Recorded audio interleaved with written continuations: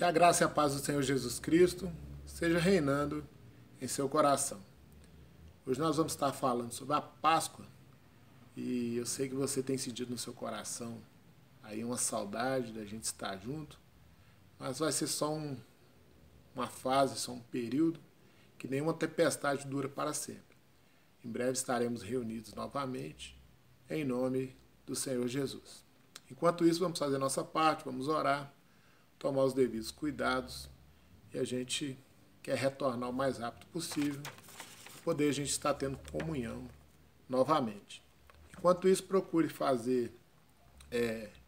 ter um tempo precioso em família, procure ler a Bíblia, orar, ler bons livros, ver bons filmes e principalmente ter comunhão com Deus, estar orando por essa situação que nós temos vivido atualmente. Nós não devemos entrar em pânico, que Deus não perdeu o controle, mas nós devemos estar alerta, essa é a palavra, estar sóbrios, estarmos vigilantes, porque é um momento muito ímpar, mas um momento que Deus ele quer que a igreja se levante, principalmente em oração, ok? Então vamos lá, hoje eu quero falar sobre a Páscoa.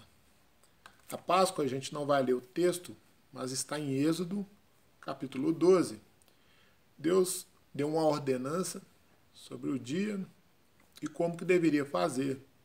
Dia 14 do mês de Abide, que é um pouco parecido com o mês de abril, e tinha que separar um cordeiro ou um cabrito, mas tinha que separar um animal, não podia ter defeito, tinha que ser a melhor das crias, não podia pegar qualquer animal, e esse animal seria oferecido, ele era morto, e depois ele era assado, juntamente com o pão sem fermento, chamado de pães asmos, e também com as ervas amargas.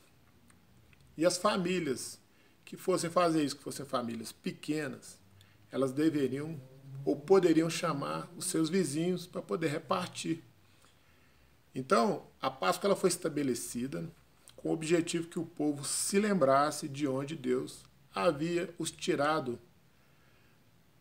Na história a gente percebe o povo de Israel que eles ficaram mais de 400 anos sendo oprimidos pelo sistema egípcio, trabalhando duramente, sendo oprimidos por Faraó, e num dado momento Deus decidiu libertar esse povo. Então nós vamos falar de cada uma dessas coisas que representam os pães, as ervas amargas, para a gente entender o significado real da Páscoa para os nossos dias. Esse animal deveria ser sacrificado à tarde e o sangue desse animal deveria ser passado nos umbrais das portas, e quando viesse um anjo da morte, à meia-noite, ele mataria cada primogênito da família, mas somente aquelas casas que tivesse o sangue, o anjo da morte viria e passava direto. Essa casa ele não mexia. A casa que tivesse o sangue do cordeiro nos umbrais das portas. Posteriormente, tudo que sobrasse ali daquilo que era do sacrifício daquele animal, tudo que sobrasse no dia seguinte tinha que ser queimado, não podia reaproveitar.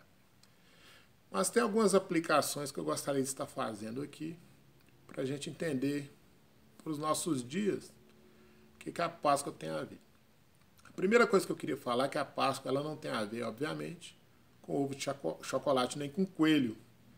A gente já viu de cara que não era chocolate, era ervas amargas e pães asmos, e também não era um coelho, era um cordeiro. Então, por mais que você queira hoje comprar um chocolate para o seu filho, isso não é pecado, mas você tem que ensinar para ele o princípio correto da Páscoa, ok? Então vamos lá. Primeira coisa que eu percebo é que Deus valoriza a comunhão. Deus falou assim que deveria a família se reunir para celebrar a Páscoa. Páscoa significa passagem, que pode ter a ver com o povo passando de uma condição de escravo para uma passagem para servir a Deus, ou então tinha a ver com essa passagem do sangue nos umbrais da porta. Mas o fato é que a Páscoa ela sinaliza um tempo novo. Ok? O próprio Paulo cita em 1 Coríntios capítulo 5 que Jesus é o nosso Cordeiro Pascal. Jesus é o nosso Cordeiro Pascal. E quando a Bíblia apresenta ali em 1 Coríntios 5 que ele é o nosso Cordeiro Pascal, ele já fala logo para a gente viver em verdade. Viver em verdade, deixar a falsidade e deixar a mentira. Tá bom? Então vamos lá.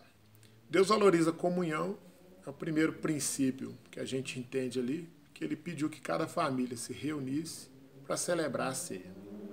Então, nesse momento procure valorizar, nesse momento vamos falar do confinamento que a gente tem estado, coronavírus. Procure estar em família, procure... às vezes vai ter situações que vai precisar pedir perdão para alguém, consertar, rever alguma coisa do passado que precisa ser revista. Talvez alguma coisa que precisa ser melhorada. Então é um momento realmente da gente repensar a vida, mas ter um tempo de qualidade em família. Porque Deus ama a comunhão, valoriza a comunhão, e a gente percebe que a comunhão é uma comum união. É quando pessoas decidem viver em comunidade, mesmo com seus defeitos e acertos, mas que elas decidem viver para a glória de Deus.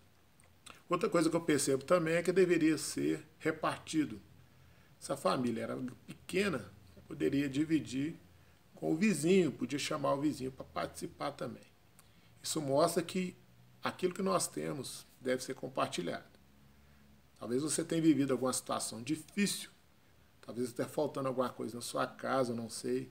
Você pode estar falando com irmãos, com amigos, para que a gente possa estar ajudando você de alguma forma, mesmo que a igreja local não consiga resolver todo o problema que porventura você esteja passando. Mas você pode estar abrindo o coração, porque a Bíblia fala em Atos 4 que não havia necessitados na igreja primitiva. Então é muito importante você abrir seu coração. Se você não tem um alimento hoje, você pode estar falando com os pastores da igreja, falando com irmãos, para que a gente possa talvez fazer uma cesta básica.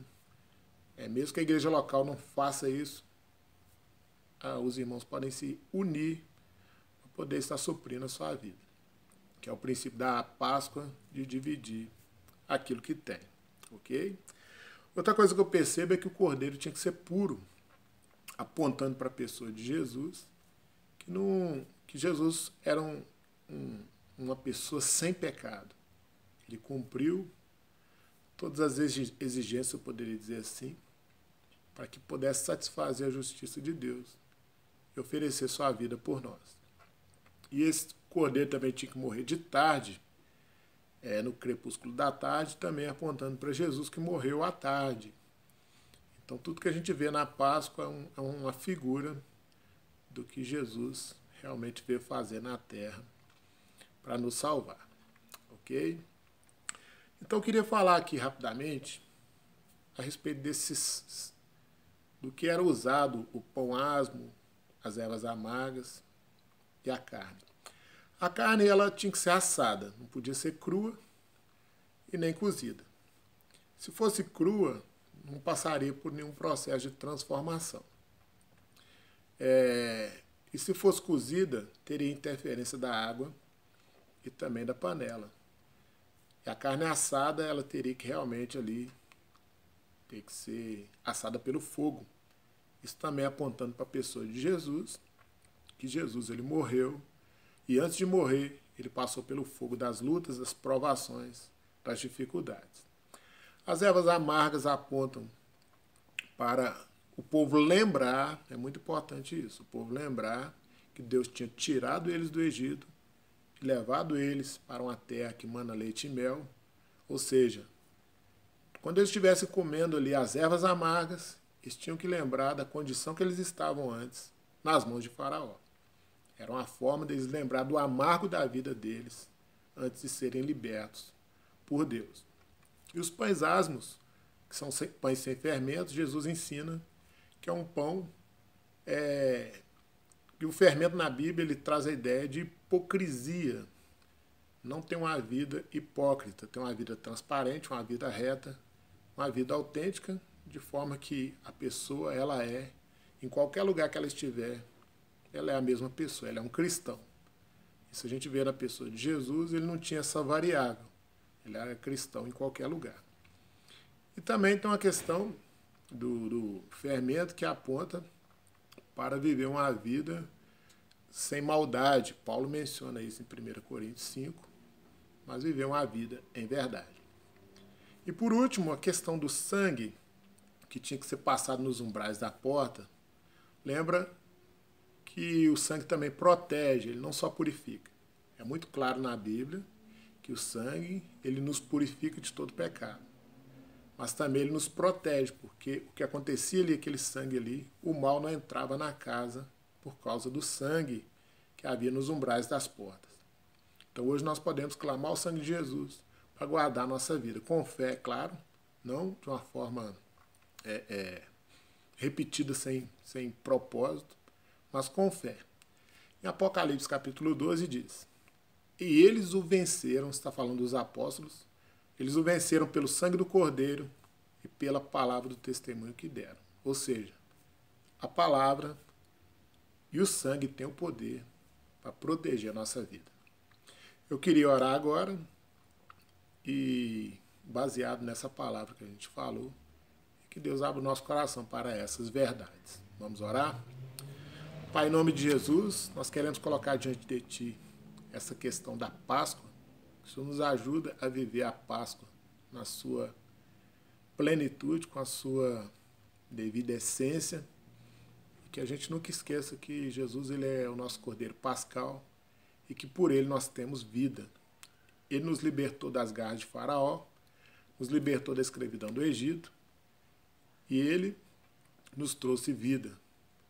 Hoje Ele é essa figura do pão sem fermento e também dessa erva que lembra de onde nós fomos tirados. Nós queremos te agradecer por isso, em nome de Jesus. Queremos colocar diante de Ti também países onde esse vírus tem atacado de uma forma mais ferrenha. Colocamos os Estados Unidos da América, colocamos a Espanha, colocamos a Itália. Pedimos ao Senhor, vem com a Tua graça, Pai. Nós não queremos que o número continue aumentando, mas que ele venha a zerar, que esse vírus seja controlado, que ele venha a ser extirpado totalmente, não só desse país que nós oramos, mas de todas as nações da terra. Pedimos também pelo Brasil, especialmente Rio de Janeiro, Pernambuco, São Paulo, Curitiba. Vem sobre cada cidade dessa nação e nos livra desse mal. E como diz a Tua palavra, praga nenhuma chegará à sua tenda, que o Senhor esteja nos livrando deste mal, em nome de Jesus.